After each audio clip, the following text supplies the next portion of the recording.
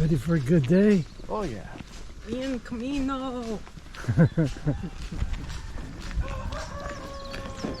How was?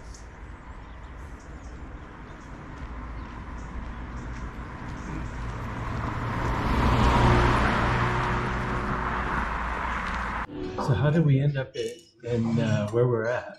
Because I drug you guys all along on something that I wanted to do. So where are we at and why did you want to come? We are on the Camino de Santiago, and I've wanted to come for 5+ years. And talking to Jay one night, he said, "Why not?" And I was like, "Why not?" So here we are. Why did the trip interest you? Why?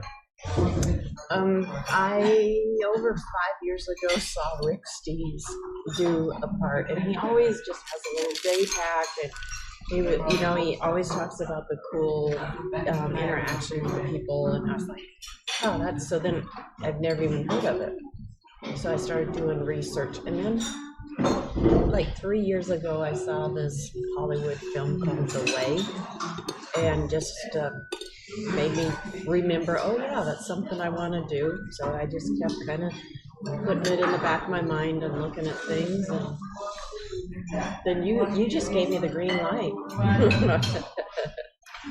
Why did I give you the green light? Gave me permission. Yeah, so just go ahead and do it.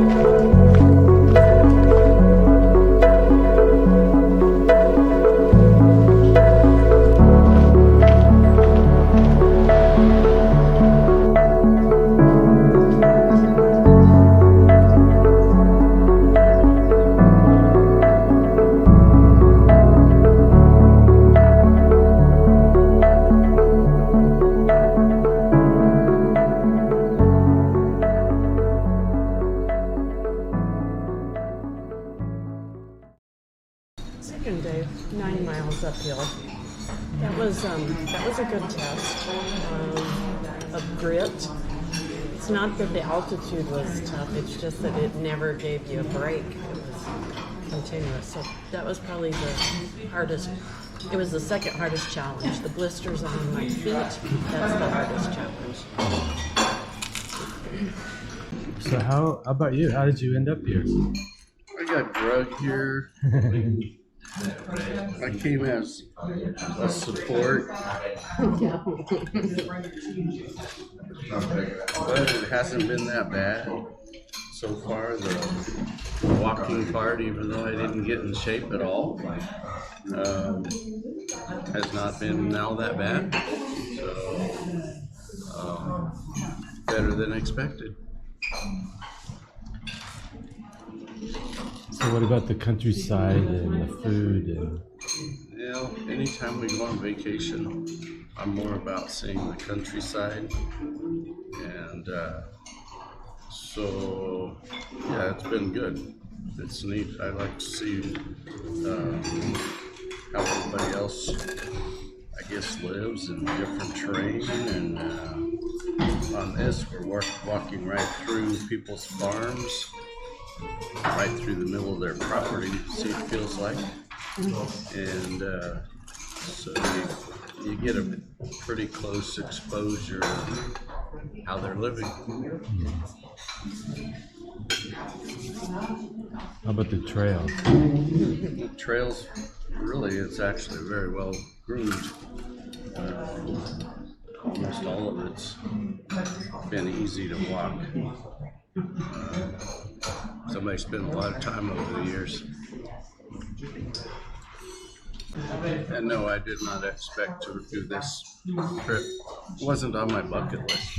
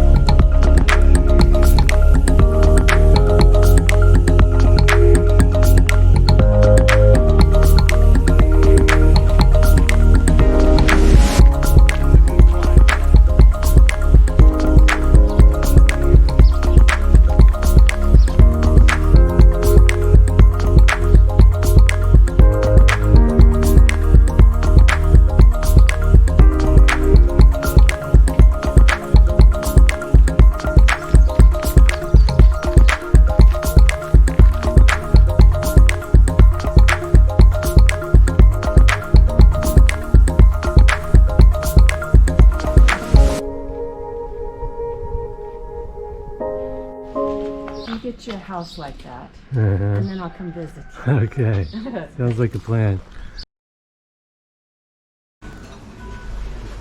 Well, obviously I would have been to Spain many times, but I'd never been to this region before, so I was really looking forward to seeing this region. And you know, it's one of these unique times where I had some time off, so I could actually do something. How have you liked the hike? Well, I've really liked being in nature for, you know, what is it, 5-6 days. That's really great. Feels good. But you know, it's been a different experience than I expected, because I thought you'd just be walking along, you know, just kind of in your head. And instead, I've been, you know, very interested in all the plants and the trees and the farms and the restaurants and the food, and kind of just very engaged with all of that. So it's kind of been not a, you know, figuring things out in life so much as like interacting with the environment, really.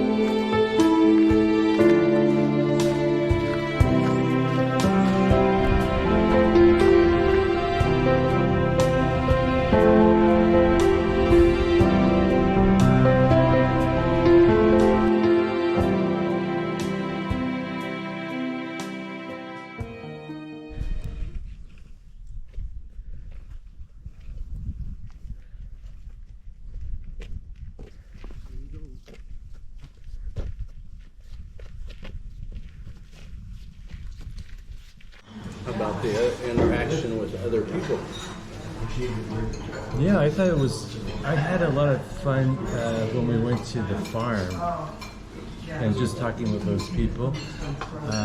We stayed on a farm with having in and was eating fresh grapes and fresh figs and fresh apples, and it kind of reminded me of when we were kids and we lived on a farm and had an orchard and a big garden. And it's obviously quite different in many ways, but that was kind of neat. It's kind of a nice life, you know. Well, obviously, those people work hard because not only do they run the farm, but they also have to run the inn part. Mm-hmm. So they've taken on a lot, really. What did you think about the people, the interaction? I like the interaction with the people along the trail also, but not being able to speak Spanish definitely limits my ability to interact. Although there's a lot of English speakers, you don't know it at the time until you really get into a conversation. Yeah. So it limits the ability to interact with a lot of hikers that would probably be great to communicate with.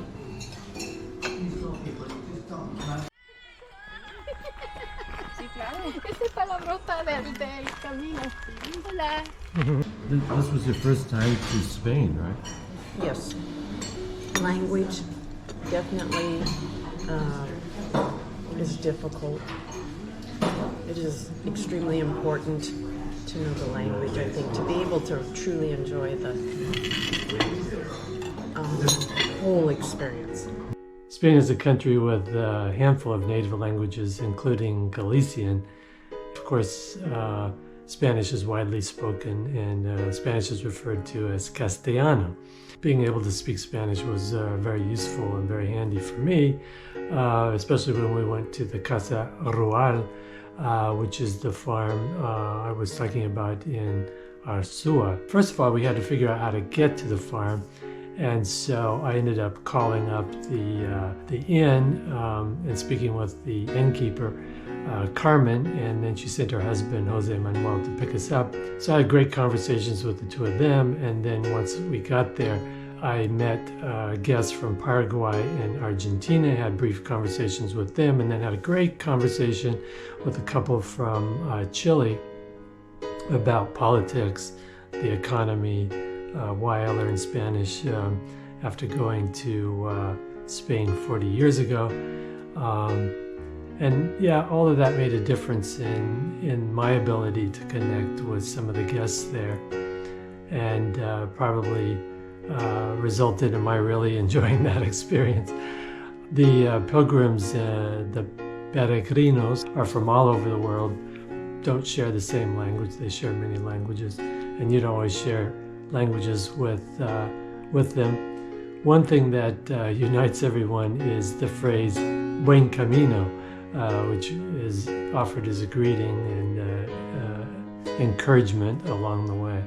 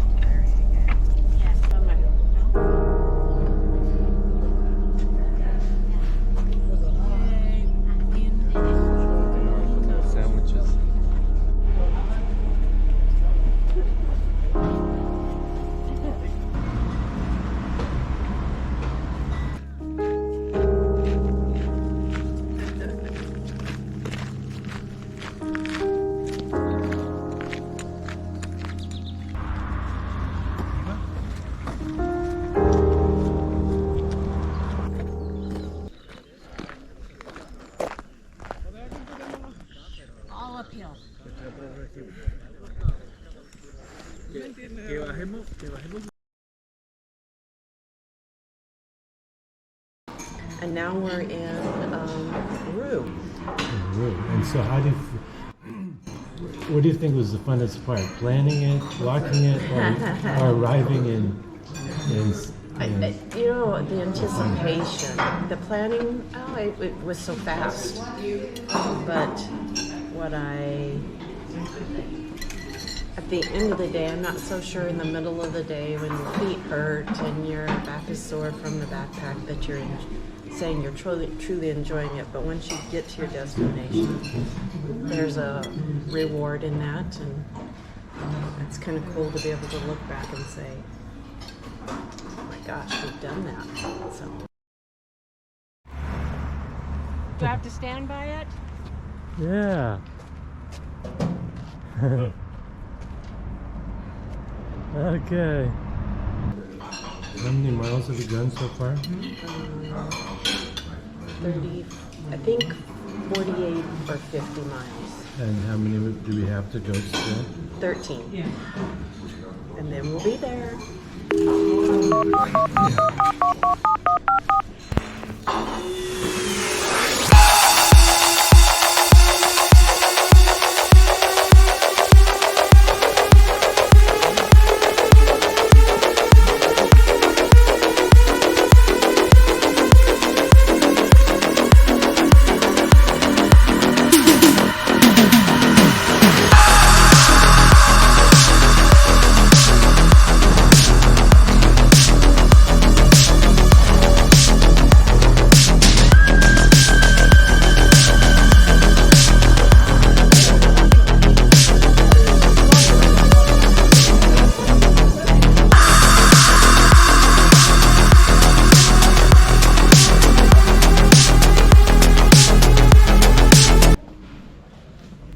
Taking our first pictures of the church. Sure. Yes.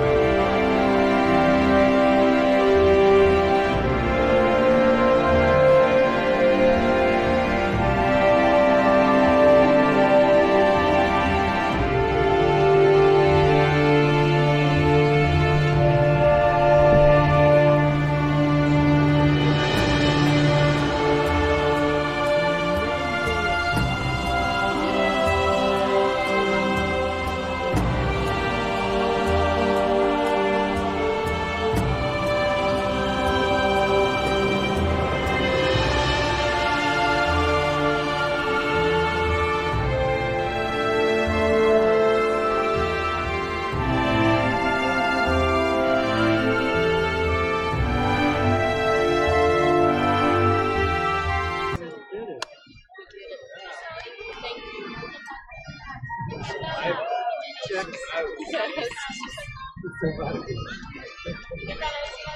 you, guys.